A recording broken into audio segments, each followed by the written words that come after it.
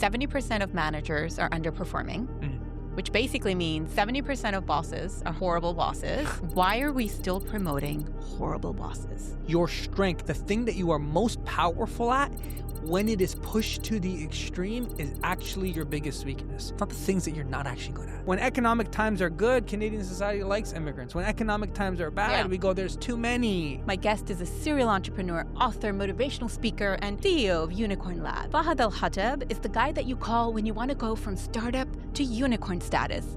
And he's going to share his secret sauce that all entrepreneurs should be thinking about. And so we always tell the stories of the Elon Musks or the Steve Jobs who lose their companies and are chaotic and people hate them, but then they come out and they still do great. But that's because they make good stories. And we confuse good storytelling with good leadership. And it's one of the biggest myths of leadership, because the best leaders, often the ones that So if you've ever worked for a bad boss, want to build a successful startup, or simply learned what mistakes to avoid, then this episode is for you. Hi, Fahd. Welcome. Hi, thank you for having me on the show. Fahd, I really struggled with your introduction because entrepreneur, serial entrepreneur, motivational speaker, author, CEO of Unicorn Labs. You're making the rest of us look really bad. No, it's just, it's the same title, just remixed. It's the same ingredient. The remixed version? Yeah, it's just the remixed version. Okay, but here's the thing. I love origin stories, okay? And can I say this? You're an immigrant from Kuwait, low income, high risk community, kind of like the wrong side of the tracks. Can I say that? yeah, for sure. But you're sitting here, you're one of Canada's biggest success stories. You're too kind. But being an immigrant has certain challenges. You know, you move here, there's culture shock, you have to uproot your life, there's cultural values that are different, there's norms, there's all of this happening. And yet you've used it to your advantage. I'd like to start there. So can you talk me through sort of your experience moving here and also the mind shift that you went through to understand this is my circumstance, this is not who I am? Yeah. Well, you know, we land in Canada on October 30th, 1998. So October 30th, 1998. Isn't that Halloween? October 30th. Oh, sorry. Okay. But you're getting to the punchline. So October 30th, 1998, we land in Canada, in Montreal. I'm one of 6 kids. So I've got my 2 brothers, my 3 sisters, my parents. And the only family member that we have in Canada is my uncle who came here before us. But no one else. And he'd set up this nice little apartment for us. But it was 8 of us. And so we're literally just sleeping on the ground that first night, just on the floor with bed sheets laid out. Next day, mom and dad are like, oh, we got to go and buy stuff. So go to Walmart. And we're buying stuff from furnishing. We take all day at these stores. 5 p.m., we're finally back in the house. I turn to my brother Omar, and I'm like, hey, we should go check out the neighborhood. And he's like, yeah, we're told Canada's got mountains and rivers and lakes. You're excited. Let's go see what Canada's all about. My sister's like, we're coming with you. My mom and dad, you're not going to go by yourself. So all 8 of us at 5:30 p.m. on October 31st walk outside the door. Not knowing anything. All we see are little ghosts and goblins running around knocking on people's doors. I'm telling you, these kids they have bags in their hands. They're wearing masks. I turn to my brother. I'm like, is this what Canadians do every night? Is this the end of the world? My mom is like, what devil worship is this? Right? Just like the kids say an incantation at the door. We don't speak any English. So this trick or treat, we don't know what that means. They're saying something at the door. They're knocking on all the neighbors' doors and they're going from house to house. We're watching this. We literally run back inside the house, freaking out. We call my uncle. I'm like, what is going on? What is this? What is this thing they're doing? And he's like, no. My mom's like, they worship the devil. And he's like, no, they worship sugar. It's a difference. It's a different devil. Different devil. That's your what, day 2 in Canada? That's our day 2 in Canada. How old were you? I was young. We'll keep it there. Okay. Yeah. We'll keep it for you. I was under 10. So for us, it was you talk about culture shock. We didn't speak any English. My father had taken a little bit here and there. We had this little translation machine and little dictionaries that we'd literally translate from Arabic to English to try and make sense of this world.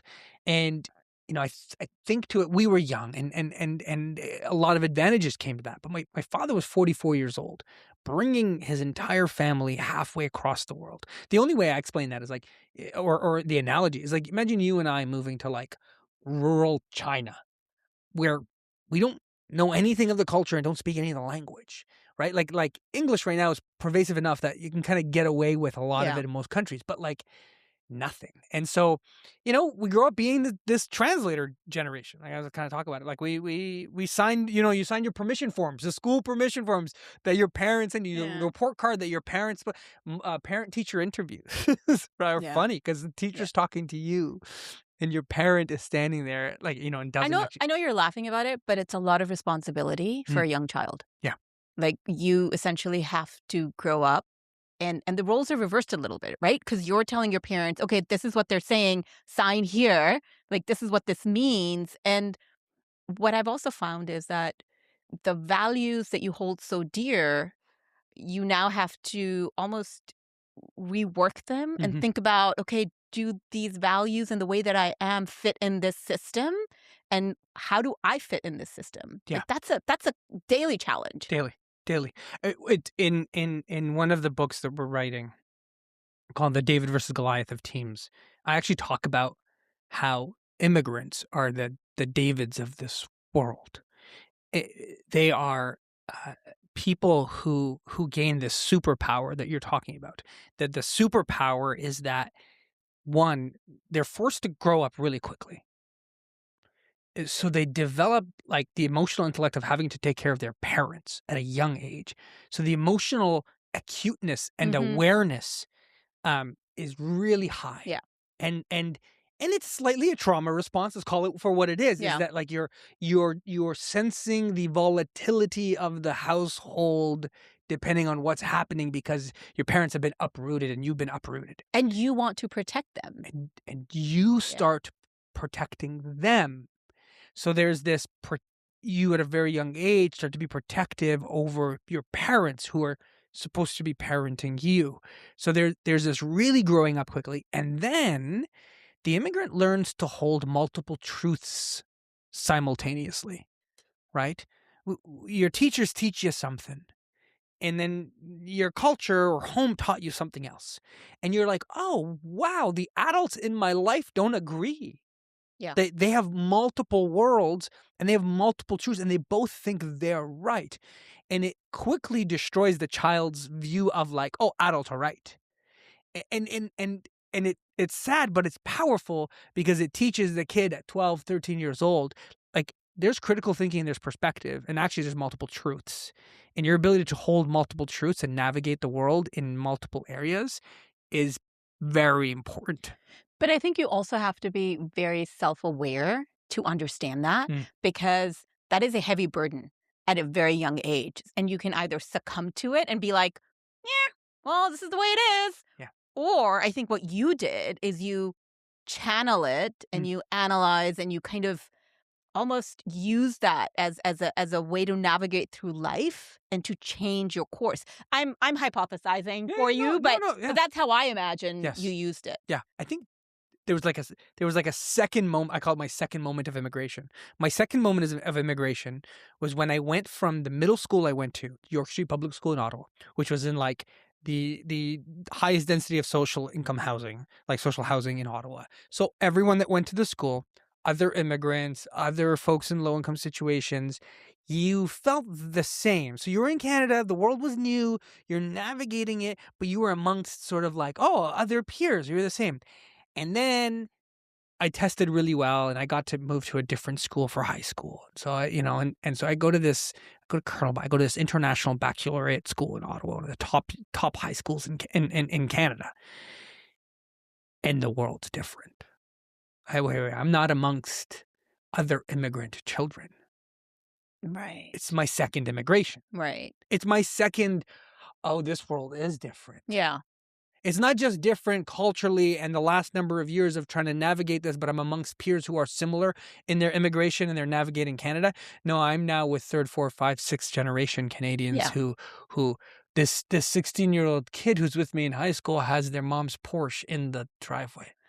How do you go from that to what did you do? You raised how many millions of dollars before you were 20? And I'm looking at your story and just the progression, serial entrepreneur, and not to take away from where you come from or whatever, but there's significant challenges. Tell me about how you did that mind shift and how you leaped. Yeah. Yeah. I think that's it. That's honestly, I had amazing mentors and teachers that clearly saw a little seed and just kept watering it. Like I often, reflect back to this story, which will tell you a little bit more about my age. But like grade 4 was here in Canada, still learning. We have to give a speech in front of the class In English, which is in English, not a language. and they tell you to put cue cards, and you got to learn these cue cards. And then they tell you, look at the back of the room and don't stare at anyone if you're too nervous, right? Like they give you all this advice. Yeah, imagine people in their underwear. Imagine. Miss George was my teacher, and I chose The Invention of Basketball by Dr. James Naismith because basketball was new. I was excited. Oh, basketball! We didn't play basketball. I'm quite like this is new. So I'm doing this about basketball. And the day of my presentation is coming up the next day, and I'm nervous. I'm going to cry in front of the class. I'm like, this is going to be horrible. I'm trying to practice the words. I'm trying to practice pronunciation. Just awful. Show up, and there's a supply teacher. And when there's a supply teacher, you're excited. Yes, we're not going to have to do this. The man, we used to call him Mr. Ancient because he looked like he was 120 years old. Like that was this key supply. And so Mr. Ancient was there, and I was like, okay, we're not going to have to do our presentations. Amazing. I'm going through the whole day. My prayers have been answered. My prayers have been answered. We get to social studies class when we're supposed to do a presentation. He pulls out the list, and he goes, all right, first up on our presentation list is Fahd. And I'm like, no. No. Miss George is not here. You're not supposed to do it. He goes, no. She told me to do presentations. So I get up. And I do this presentation, and I basically bawl my eyes out after finishing because there's so much emotion pent up. I'm like, it's done. I'm never going to speak in front of an audience again. This is horrible. I go back. 2 days later, Miss George comes to me, and she goes, hi, Fahd, can I talk to you about your presentation? And I was like, yeah, like, did I do something wrong? She was like, no. Like, I was looking at all the notes from Mr. Ancient. You probably called him by his real name. And he gave you one of the highest marks in the class. And I was just surprised. And so I was hoping that you could redo the presentation. And I'm like, no. That's not fair. That's not fair. I already did it the second time. So I redo the presentation. I was doing Dr. James Naismith, the inventor of basketball. I'm going through my thing, and I'm like, this is like the double jeopardy. I'm having to live my sentence twice. Like, this is the worst thing ever. She comes to me after the presentation, and she goes, I have to choose 2 people from the class to do a presentation in front of the whole school. And I liked your presentation, and I'd like to choose you. And I'm like, you guys are insane. I don't know what you guys are seeing, but this is a bad idea. And I remember the day I have to do the presentation for the whole class. You go in the gymnasium, and everyone's sitting in the gym, and you have to stand behind the podium. But they haven't built podiums for people who are in grade 4, so you're like barely over the podium, and there's a mic, and you have to read your thing. Luckily, half your body's hiding because my feet are shaking. I finish the speech, and I immediately bolt out of the gym. My teacher comes running after me. She's like, everything's okay. I'm like, I'm done. I'm never doing this again. I run into the boys' washroom, and I'm like bawling my eyes out. Fahd, I can't. Like, this is so traumatic. I am like traumatized. But I'm telling you the story. That's grade 4. I was like grade 8 student president, right? Like the development of that. The teachers I had in that school, York Street Public School, that school that was filled with, social children who struggled, children from social economic backgrounds that were difficult, nurtured this like young, confident 12-year-old who was like, you know what, I can do these things, and I think that took me into that high school, my second immigration, and it was this mix of like, well, I was confident here, but I now realize being in high school with all the other smart kids and, I'm going to have to earn every part of this life. Like the gap between where I'm starting and where they are became very vivid in grade 9. And I say like, I think it's important because developmentally, it's like, where does ambition come from? Where does the desire to do more come from? Yeah. Where does this desire to like prove yourself to the world, to try and do something bigger than yourself, to like serve and be part of the community? I was like then ingrained in like community building through the Boys and Girls Club because during my time, I was playing basketball at the community center. My older brother goes to the Boys and Girls Club. So now in high school, I'm doing this Boys and Girls Club stuff. I'm involved in the school. I run to be grade 9 student representative, and I am now involved in all these student leadership things. And I find this space where whenever I felt like I didn't belong, I would show up to serve. That's really interesting because a lot of times when people don't feel like they belong, they shut down and they run away. It is unusual to run towards something that scares you and makes you feel less than. Yeah. I am surprised. Yeah. I honestly, it is in reflection, I share this with you. I don't know at the time what fully gets it, but I know for a fact it goes like, oh, I'm not comfortable. So like, how do I make myself belong? Well, if I'm part of the student council, I belong. If I run for this thing, I belong. If I'm one of the volunteers, I belong. I'm there. I belong if I serve, if I help, if I lend a helping hand, then I belong part of that group. Isn't it part of the larger immigrant experience? Like we just want to belong? Isn't that interesting that I feel like at every part in your life, whether it's community, whether it's high school, whatever it is, at the heart of it, you've been searching for belonging. Yeah. So Yeah. interesting. I think we overachieve in a society to try and prove our worth of belonging and identity. And so you ask me when you look back, and I'm happy with all my achievements. Well, what is this little overachiever who, from like the age of 12 or 13, starts doing all this volunteer work, all this fundraising work? Is because I find a sense of purpose and a sense of belonging and a sense of achievement through my work. And so, in many ways, it's like if I don't have roots, I sure am going to make these my roots. Amen. And I think that's what me and my family have done in Canada. Like it is, we've built roots, we have family, we have children, we have communities that we serve, we have foundations that we give to, we have built deep roots. This is home. This is home. And this is where the Alhattab family for generations to come will have built roots. And that becomes the calling card. That becomes the piece that like, this is what we're doing now. We're not, oh, I'm trying to get the next job. No, I'm trying to build a multi-generational family of Canadians who are proud to be part of this country and are of this country and who can represent what an immigrant story looks like, feels like. Because I also think in our Canadian society, we've struggled with that story. When economic times are good, Canadian society likes immigrants. When economic times are bad, we go, there's too many. And that language we have to be careful with. Yeah. So it's a natural progression that you would end up in entrepreneurship yourself. And I love that you set up a company that helps businesses scale. That's a big mandate, helping companies be successful and scale. What's the biggest red flag that you look for when you're starting? Ooh.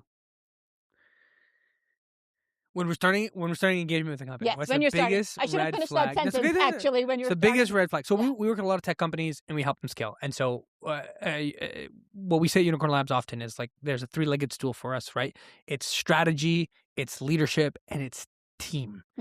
Okay, so when a company is trying to grow and they're trying to scale, the three red flags I'm looking for, okay, is one, how strong is the leadership team and is everything currently dependent on the founder?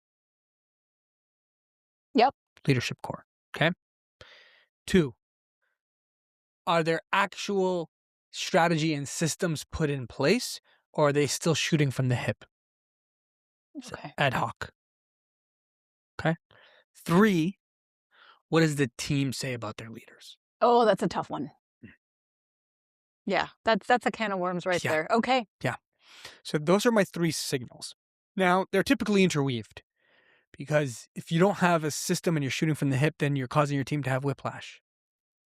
So the team starts to have tension and dysfunction and conflict. If there is a weak leadership team, then everything is dependent on the founder. If there's a strong leadership team, the question is whether the founder has been able to let go and create space, but still lead in their zone of genius. And so often we're brought in one of two areas. Either one, the ship that should have been skyrocketing is actually now dysfunctional. So we get brought in to go, we need some help with this mess because this should have been better than it is.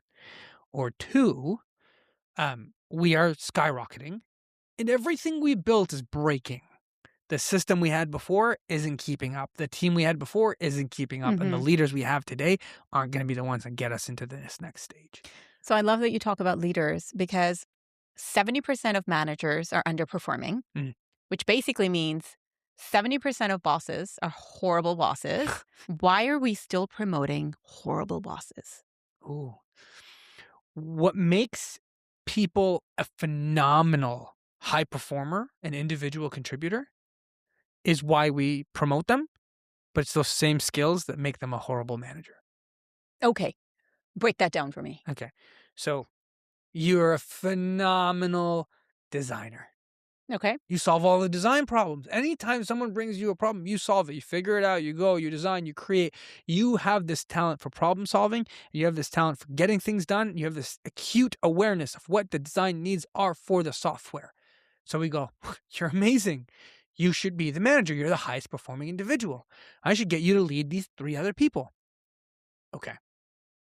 But you're a problem solver, and now you've been rewarded your entire life as a high performer to be the achiever, to be the person who solves the problems, to be the person who gets the results. But I have not been trained as a leader to lead teams. I've not been trained to help people get results. I've been trained to get results. I haven't been trained to help people solve their own problems. I've been trained to solve problems. My own problems.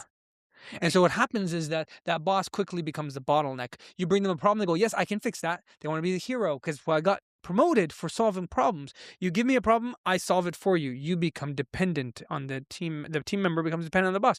You come up with an idea, I don't like it, I quickly shut it down. Oh, I know I have the best taste. That's why I got promoted.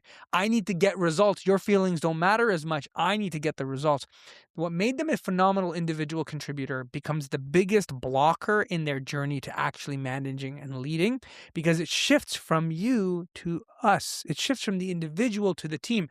This is like the core challenge of teams is the same core challenge of like society at a philosophical level and the same core challenge of the human at an evolutionary level. And I'm not even trying to like be like, it is the individual versus the collective. The collective, correct. Right? And that's how our brains evolved.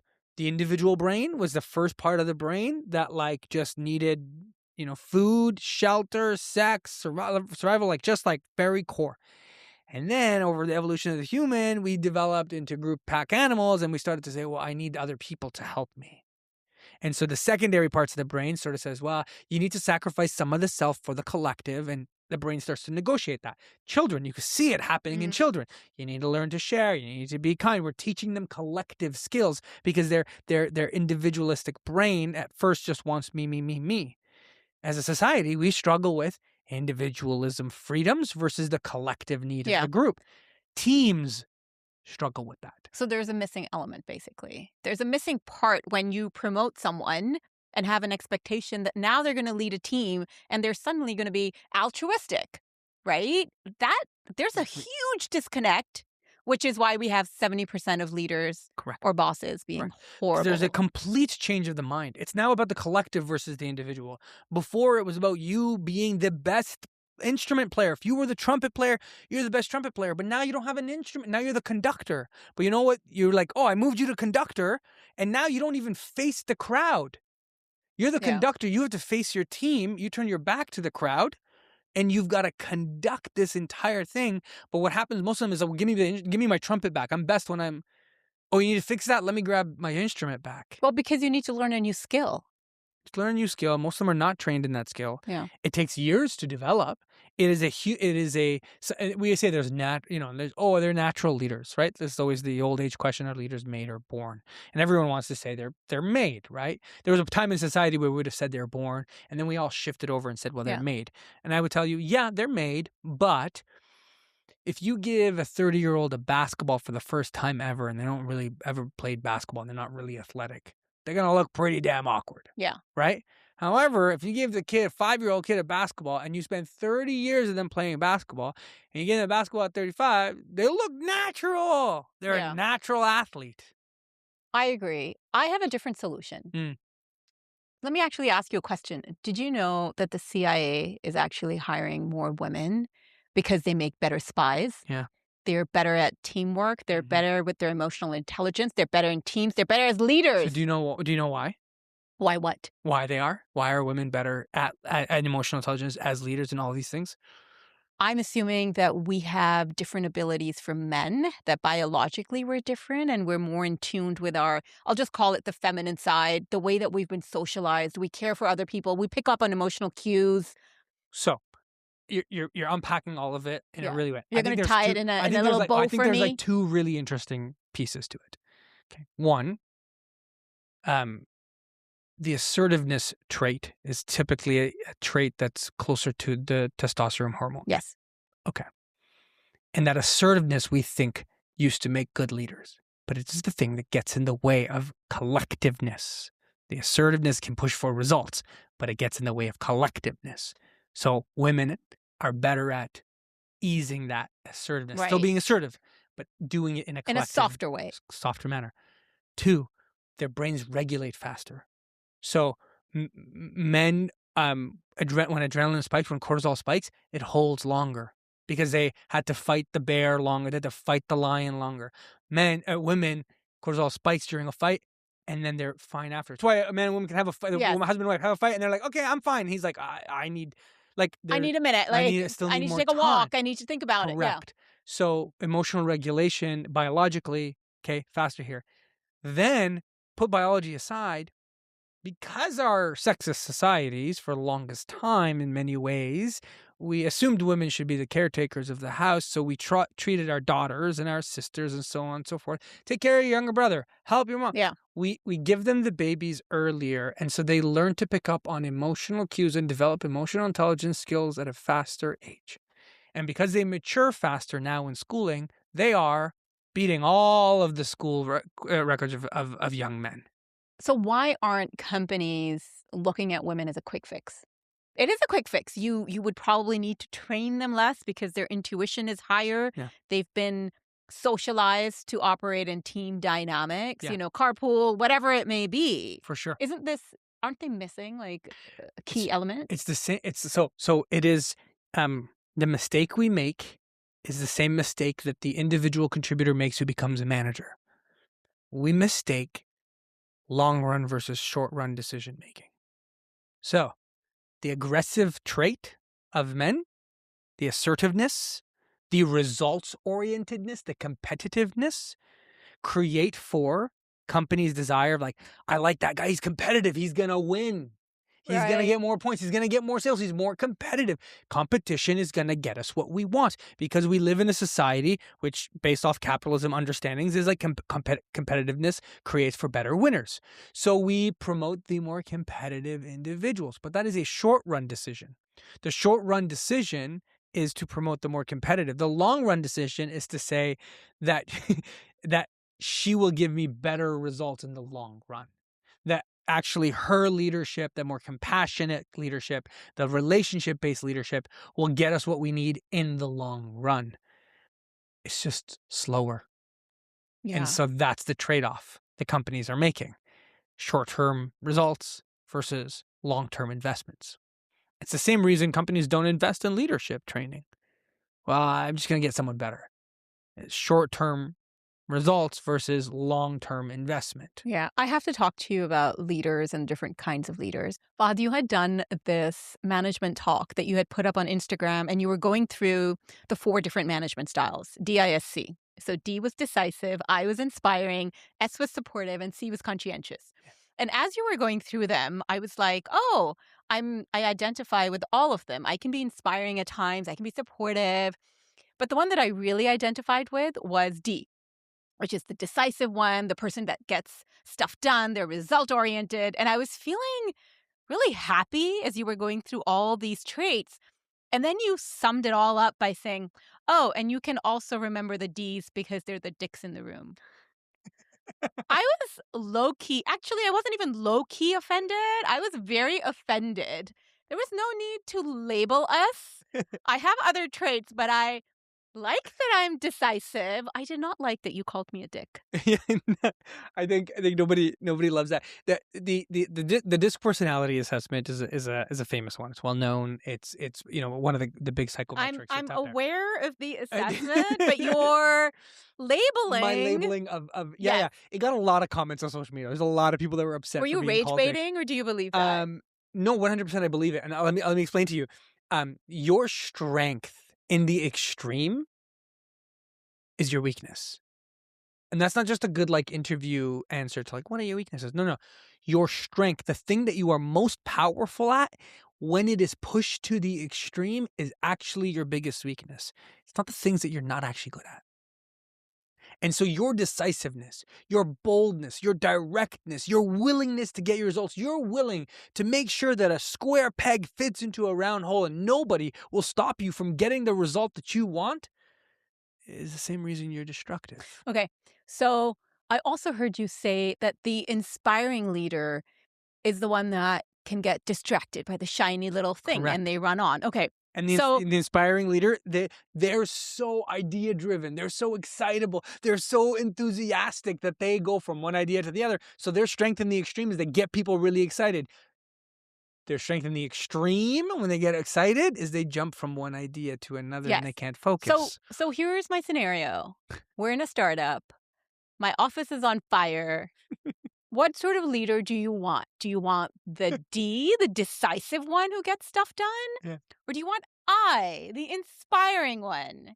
Who do you want? So you've made the classic narrative dilemma mistake of leadership. Are you ready for it? No, I don't want a history lesson. I don't want a theory. This is a I really want good an lesson. answer. This is a really I good want lesson. A or B, Well, or in this case, very D clear- or I. Very clearly, if there's a fire, you want the D personality leader. Okay, very clearly. That's it. You've it. answered the question, and we're done. But I actually, No, the end. Fini. I actually think you've just made like one of the best points in leadership. So one of the greatest things that is so misunderstood about the leadership stories that we tell, okay, is that our society as a whole over rewards the D leaders and the I leaders. We typically, when we think of leadership, we think of the direct, big, bold ones or the inspiring, charismatic ones.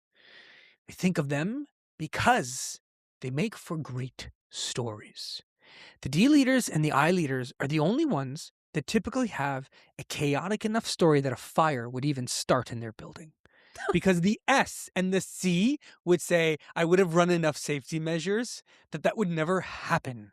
I would have enough systems in place that I would have never let that happen. So the boring leader who isn't charismatic and isn't this big personality, but yet is systematic and approaches things with a very meticulous and planning approach, we never tell their story. Why? Because a story needs chaos and then triumphant wins. And so we always tell the stories of the Elon Musks or the Steve Jobs who lose their companies and are chaotic and people hate them, but then they come out and they still do great.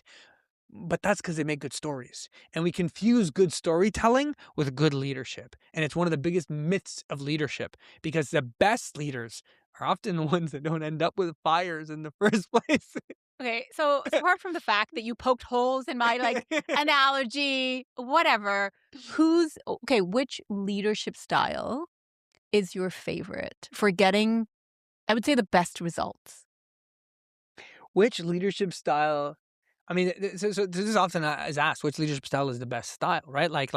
And what we're talking right now is about personality styles. I can tell you how these personalities show up in leadership. But like when you're looking at leadership styles, you want to like fall back to like Daniel Goleman's 6 leadership styles, which is like commanding and pace setting and coaching and relationship building and democratic and so on and so forth, and affiliative. So those are the 6. And people always ask which style is the best style, and the answer is none. Because it's all of them together in one person. The answer is situational. It's situational leadership, right? What type of leader do you need to be in one point? So when you were like, oh, I can be all of them, that's the point, is that to have enough emotional intelligence to adapt to the situation that's needed. But you asked a very specific question, and I'm going to play with you here because you asked the question. What's the best leader for getting results? Well, the D is the best leader for getting results. Yes. If that's all you wanted. Correct. If that's all you needed. But you are trading short run for long run. Because Absolutely. the D they constantly trade short run for long. But the S, which is the supportive leadership style, is the one that builds the relationships and keeps the team for long enough. I will say, though, when I was starting out, when I had started my PR agency, I found myself being in D mode a lot more. I would say maybe 60, 70% of my time because we had to get shit done. Yeah. That was it. But what I also realized was that I had to be inspiring for people to want to be part of my journey. So as much as it was in a lesser percentage, over time, that balance shifted where, Yes. yes, I was still getting stuff done, but I delegated a lot of it. And Mm. my role transitioned into being supportive, inspiring, and sort of all of the other ones. But I will say for anyone who's starting out, like that D is so critical because you have to move the needle, especially in a startup ecosystem. No one's going to do it for you. And so if that's the dick in the room, like that's okay. Like I will take that label. But I will say it did hurt me a little bit. So I'll give you two thoughts. I think you are very correct to label entrepreneurs as needing to be very results oriented. They need to be able to get shit done, and then you need to be able to inspire a vision, right? Like, so entrepreneurs, different than a leader of a multinational company who might need a different style, right? Entrepreneurs, you're going from 0 to 1. And during the period of 0 to 1, you need to be stubborn enough and you need to be delusional enough. Call it delusional optimism. You have to be just delusional enough to think you can do it and not actually know how hard it is. Because almost every entrepreneur will tell you, if I knew how hard it was from the beginning, I wouldn't have done it. Right? It's sort of how like Mother Nature has given women the ability to forget the pain of labor. Because if they could remember the full pain of labor, they wouldn't have a second child, right? Like I think similarly, like if you truly knew what it meant to build a business, from the start, you probably wouldn't do it the first time. It's not glamorous. It's not any of the tropes that you see. It is the hardest thing I've ever done. 24/7, no vacation. Even if you're on vacation, like it's because no one's going to do it. You have to do it. Yeah. Whether it's rain, shine, hail, you're PMSing, whatever, you got to get up. Yeah. It's tough. Now, Paul Graham, founder of Y Combinator, however, says the nice founders always do better. Yes, I can see that. He says, because you have nothing. You don't have a product. You're barely building it. You're begging people to be on your team. Yeah. He says, so while you need to be results driven, if you're too much of a dick, it actually doesn't work. No. Though people idolize the Steve Jobs and Elon Musk, they're like, but no one wants to work for them. No one actually wants, and they lost their first companies. Like Steve Jobs was fired for being a horrible leader, and Elon Musk lost X.com, which became PayPal. Like he lost his company. Yeah. They lost as leaders, and they had to change. And Steve Jobs changed, and Ed Catmull sort of captures that in his story around Pixar. Elon Musk learned a different lesson, which was don't give up more than 51% of your company, so you can always be in charge. But the point being is like it's a fine balance. It's a key balance, and it's this struggle that so if you're not a results oriented natural temperament leader, you're going to try and push towards that, but you'll always be kind. You'll have this. If you are a results oriented leader naturally, you actually have to work on balancing and being nice. You see how like your battle is often the opposite piece. I'm not saying you're nice. You're also I'm also a D personality leader. I also, there's a little bit of humor to it, and there's a little bit obviously, but I do agree that you can get stuff done and still be nice about it. Yes. And more than nice, I think you have to be kind. There is a nuance here. Yeah. Sometimes when you're writing emails, you can't start off with, hey, hope you're well. Sometimes it's like, hey, can you just let me know an update? Or, hey, what's up? Like, what's the status, right?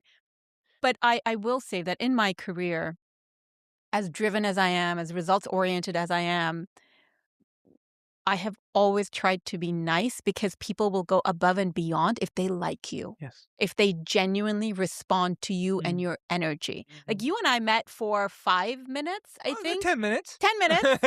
We had a really nice conversation. Yes. I didn't know who you were. I asked you for sort of an elevator pitch and you went off on like this amazing elevator pitch and I had to touch your elbow and be like, Fahd, you're going too fast. Like, I really want to know what you do, but you're talking too fast. Like, I don't understand. There's all this information coming at me. And I think you appreciated that honesty. Yes, yeah. But I was really nice about it. I was like, Fahd, I don't understand. Yeah, slow down. And he was like, yeah. Let me take a step back. Because my brain sometimes operates at the speed where I want to go. It was very fast. It was too fast for me. And No, and it again, was a we were social yeah, setting, and there was yeah, yeah. but what do I mean is, like, anytime I engage with someone, I'm genuinely curious, but I'm also I think as a default, I'm a nice person. But I Yes. have found in business that goes further because I will say one thing. The classic mistake that I made when I was starting out was I tried to be, usually I was the only female around the table, and I would try to mirror the energy of the men around the table. And I didn't get anywhere because I can't out alpha the OG alphas. Mm, I don't mm, have that level of testosterone. And when I tried to be assertive and sort of match that energy, it was just sad. It wasn't a natural state for me. And I had to learn that you can still be strong and assertive, but bring your feminine energy because that is what sets you apart, not trying to mimic the alpha in the room. yeah, And I realized that I could be nice. I could propose ideas and mm, be taken seriously. So I agree with you. And as much yeah. as I'm sort of Yeah, you're laughing being about facetious being about it, the but yeah, yeah, D, yeah, yeah. um, especially for the startup community, you have to balance that decisiveness with nicety. Yes. Especially because when you're in the beginning, you have nothing. You have nothing to offer except Your if kindness, your someone vision, wants your to energy. help you. Mhm. Yes. So thank you for breaking that down. But I think you hit the other point. Is like whenever we do the personality assessments of DISC, I tell leaders like you will be the best leader within your core personality. So the deep leaders will always be best at the forefront, leading and pushing for results. The I leaders are always best in the middle, in the pack, telling the story, inspiring. The S leaders will always be the best in the back of the room, making sure everyone else has a success and there's no person left behind. And the C leaders are the ones best at setting up the systems for success. That's just where your temperament is. But I do find that if you can find a balance and understand the nuance of what leadership style to pull out in which situation and in your journey, that is rare and but those are the winners. Yes. Those are the people that are going to set themselves apart and become unicorns. Yes. Well, I mean, that's it. That's the trait of adaptability, which is bringing us full circle. And like, I think you're getting to it, which is like the most adaptive leaders are the ones that succeed. And why, as an immigrant, I think I had success is that you are forced to learn adaptability. Yeah. And I think why we see a lot of immigrants who have success is because they are forced to learn to adapt. And if they don't, they can really struggle. And so adaptability becomes a very strong core skill set. How do I adapt to the room? How do I adapt to the situation? How do I adapt to a culture? How do I adapt to the business? It's so funny that you say that because I have a trait that I didn't even know that I had. My dad is with the Foreign Office. So every 3, 4 years, we move different countries. And so I started out in East Africa, then moved to Germany, then Holland, then, Pakistan, then Bangladesh. And over time, I naturally learned to change my accent and the way that I sound. It's not conscious, but it was an unconscious trait that I picked up. Hmm. And it's about being accepted because when I would move to a different country and I had an accent, they would make fun of me. We move every 3 years. And it's only now that I look back and if I'm sitting with someone who's from Tanzania or from, Pakistan or East Africa, even the way I speak English sort of changes. Yes. Yes. And I'm not trying to put on airs and graces. No. It's my defense mechanism kicking in. And I didn't know that until someone pointed it out to me. It actually shows a really high level of intelligence, by the way. Your mirror neurons are firing. They're noticing a different syntax, and you're adapting your syntax to best serve the other person. Your English sentences change to the pattern of the person you are speaking with. It's actually a really high form of like emotional intelligence and adaptability. But it's also a trauma response. Like I'm telling you, Yeah. like this is what I'm saying from immigrants who are highly adaptive is because you were forced in a situation where you had to. And people say, "Oh, is that code switching?" In a way, it's code switching. In a way, it's when it's intentional. It's not masking. It's now of service. So the difference between when we mask to just like out of fear to get along, versus when you're like, "Oh, in this situation, I'm going to adapt."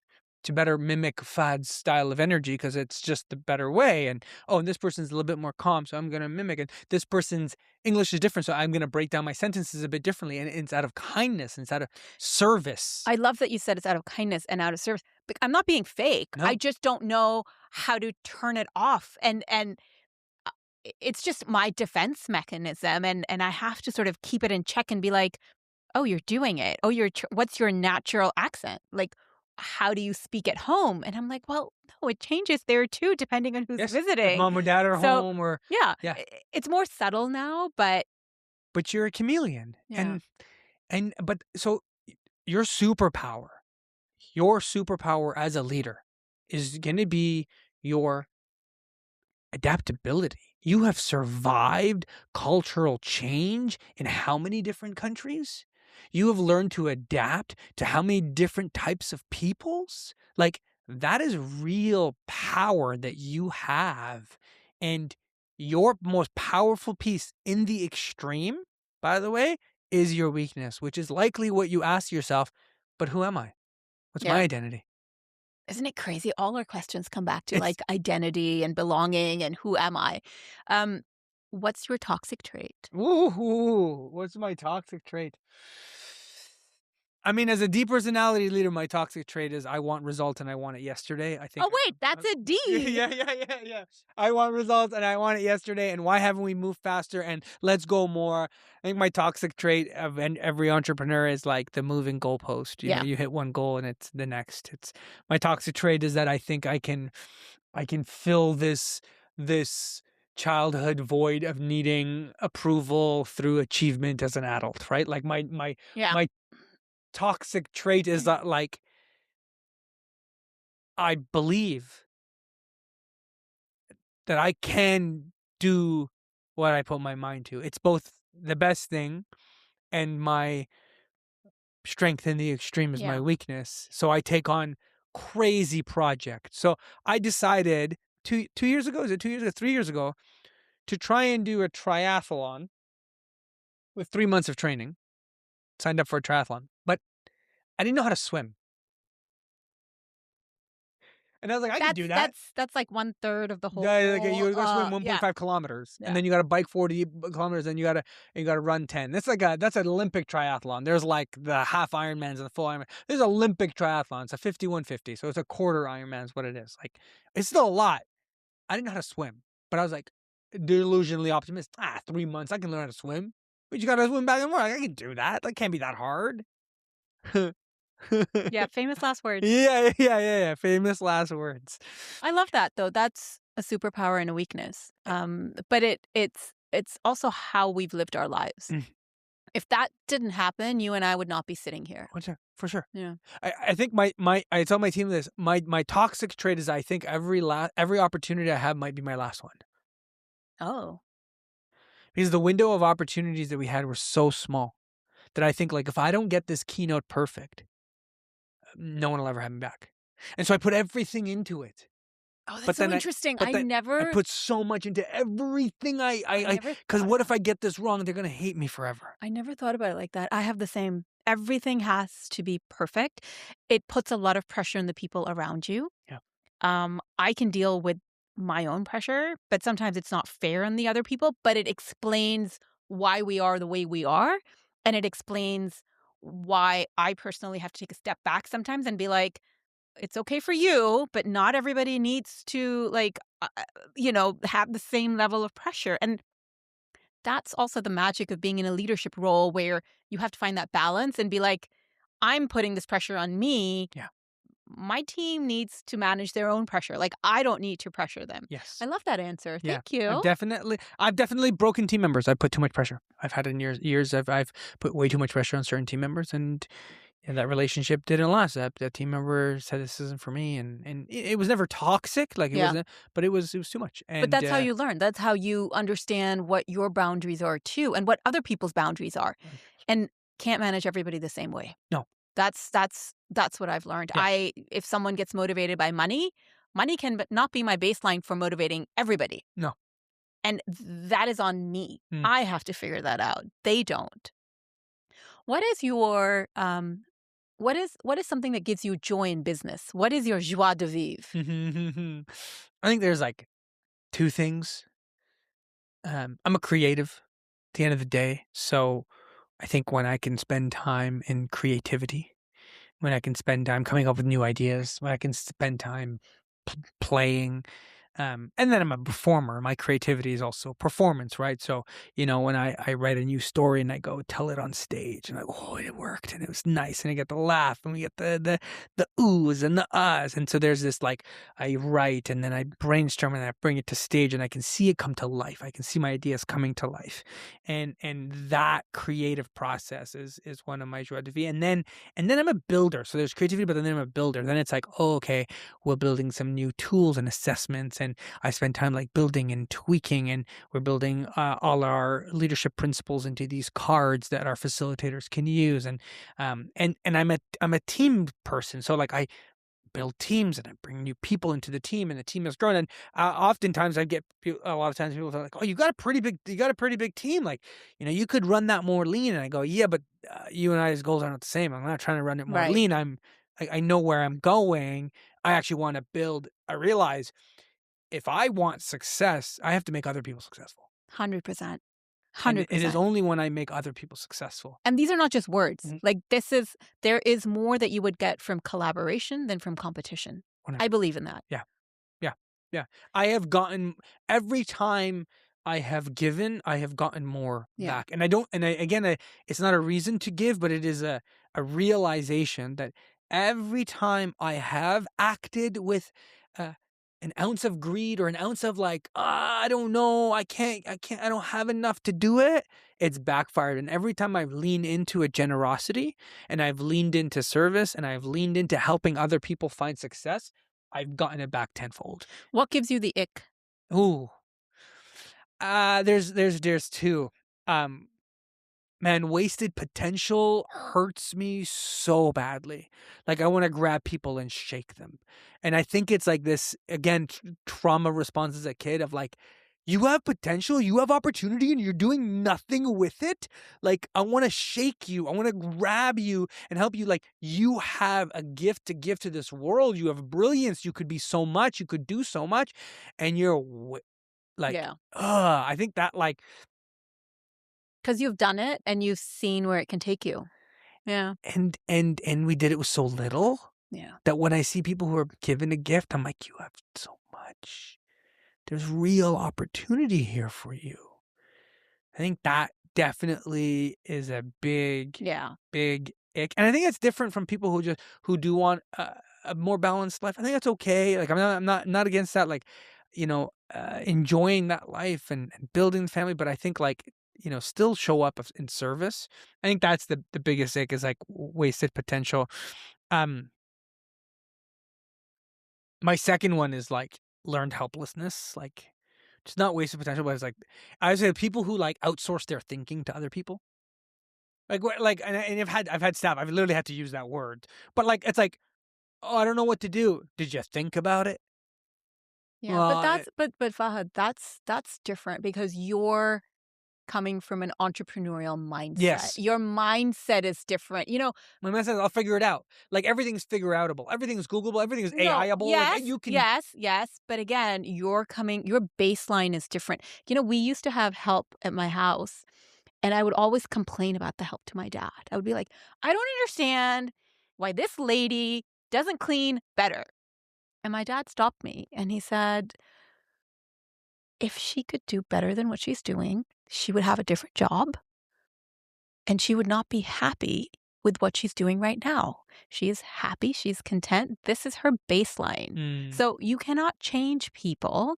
Just accept that this is their limitation. Do not impose your ideas and whatever your baseline is on someone else. You have to accept them.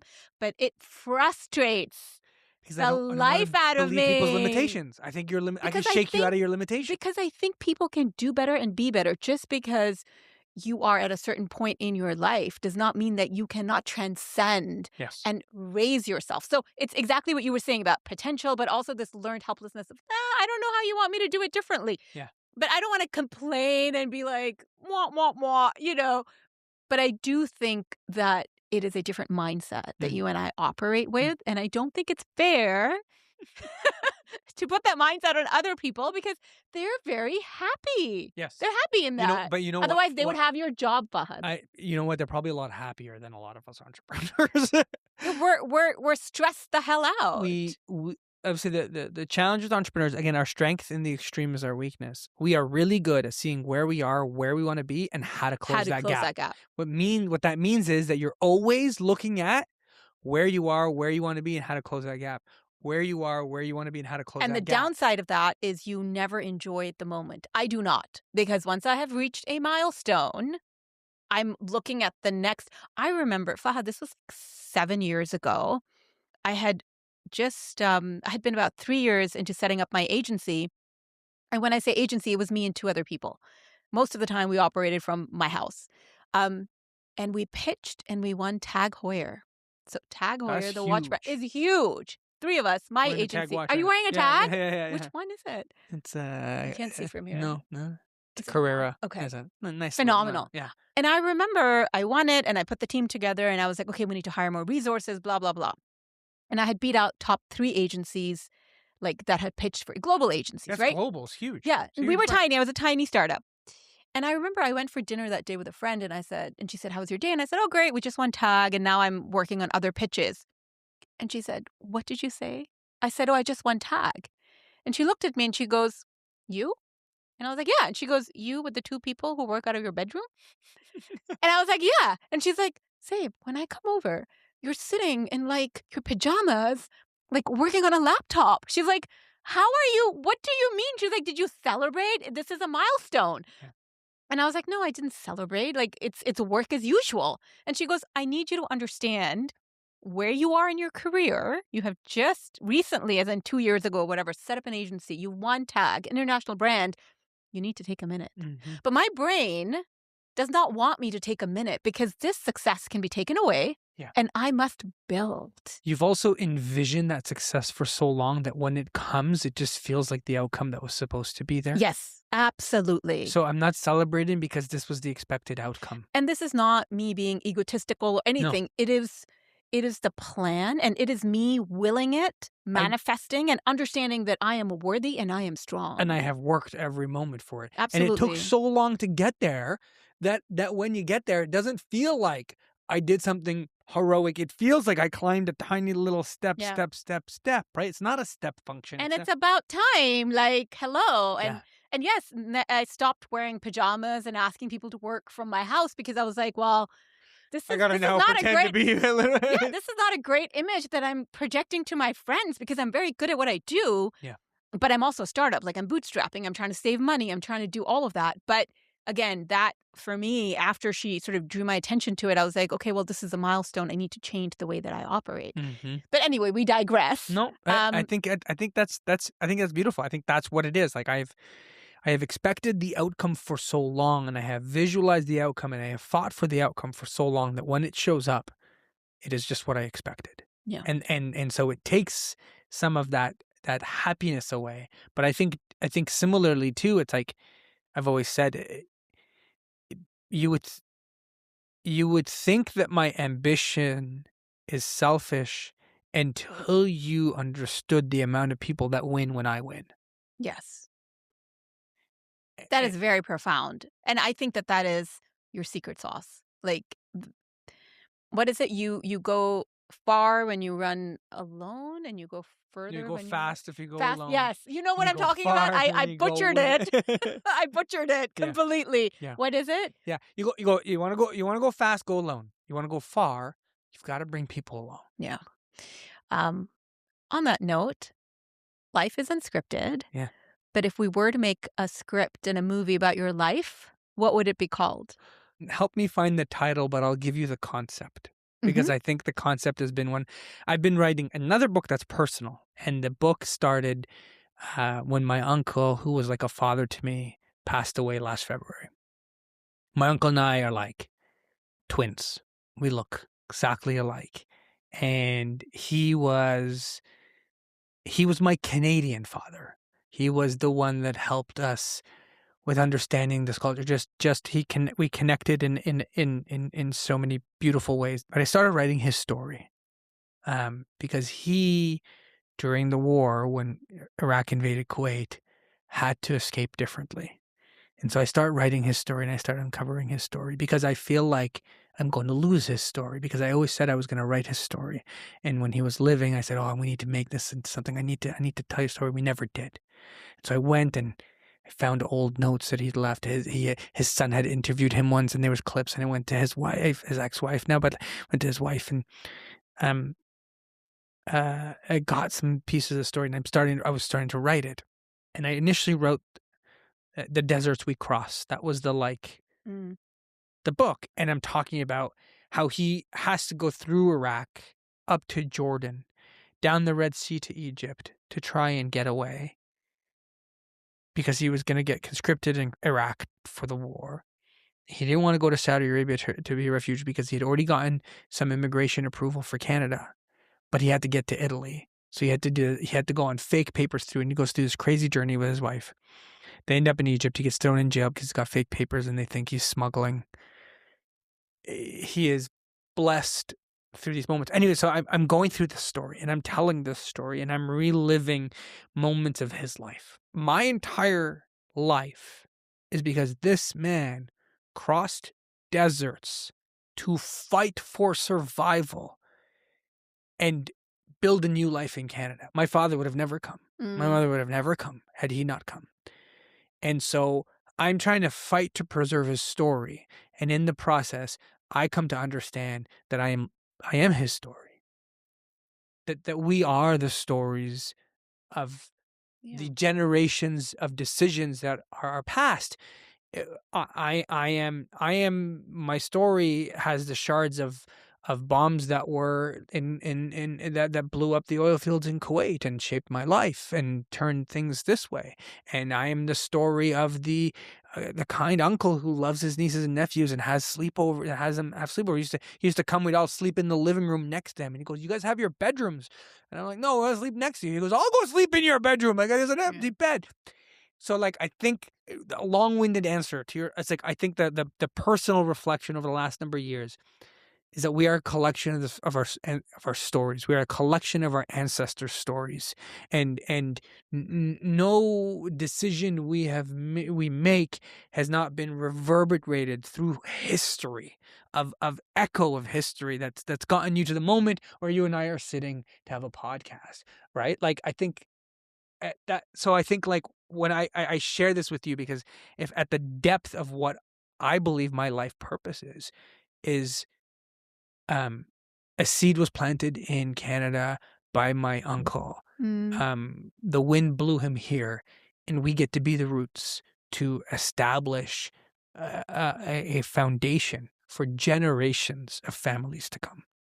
And I think that's those stories that we carry. So I don't know how you're going to name this book. There's no name right now, so Yeah, untitled for a reason. Untitled, Okay. identity and the stories that make us. I'm looking forward to reading it, though. So currently the second working title is "He Lives in You." Yes, I think that's the other that's piece. beautiful. Instead of thinking I lost him, he lives in me. He lives in you. He lives in my brother. He lives in his kids. He lives in us. Fahd, thank you so much. I had such a great time. I know we could go on for hours and hours, and we probably will. I'm probably, I'm gone in a million different ways. But the longer we go, the more I'm gonna, move around in this camera. Yeah, it's been a challenge today, but I really appreciate. I know you're only in town for 2 days, but I really appreciate you taking the time. Thank you for having me. Thanks for having this fun conversation where we dance from immigration to identity to leadership to your deep personality. My deep. We're gonna. Next time you're in town, let's do a part 2. Yes, I would love to have a continuation. I think there's so much more we can talk about. Oh, thank you for having me, and I'm excited for all the success in your podcast and all the success of this show. Thank you, Fahd. Thank you.